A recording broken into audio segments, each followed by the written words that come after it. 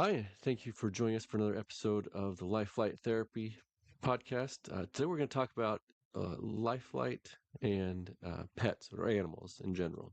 Okay, we've had the life flight therapy used successfully on anything from dogs and cats to world-class racehorses. And it's interesting with animals because their metabolisms tend to be faster, and so they a lot of times see results even quicker than people do. And so, all the different things that it does for people, it does those same things for animals. So, uh, for example, wound healing, uh, getting muscles recovered from, post workout, which, it sounds funny for an animal, but, when you talk about racehorses, stuff like that makes a little more sense. Um, we've had, we've had animals, um, where the vet said that, this thing had weeks to live and, end up treating their kidneys and added, the thing. One guy's cat lived another year at least. We'll get him on at some point to share that story.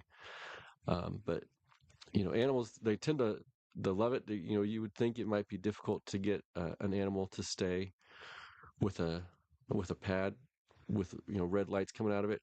Um, but they actually uh, they seem to always enjoy it and know that it's helping them in some way. So they tend to stay still for it.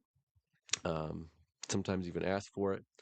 So if you have a life light device and um, you you have a animal with an issue, is worth throwing it on there. One of the nice things with uh, life flight therapy is it doesn't do any damage, right? So there's a thing called biphasic dose response, and that's you want to have an optimal amount of light to get the best response. If you don't have enough, then you're not going to see any impact. If you have too much, then you're going to lessen the impact. But it's not that you'll go so far that you end up doing damage. Um, there's lasers out there that can do that. Red light therapy using a laser where you're kind of forcing the energy into the cell. Um, that we've seen those types of devices end up having some unintended consequences that cause more damage. But with the way Lifelight does it, you're not going to see damage. You just don't want to go overboard. So with I will say with pets, especially since their metabolism being faster, we usually stick to 15-minute treatments.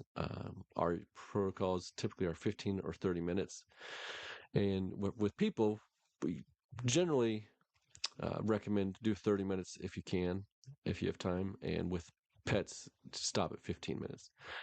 So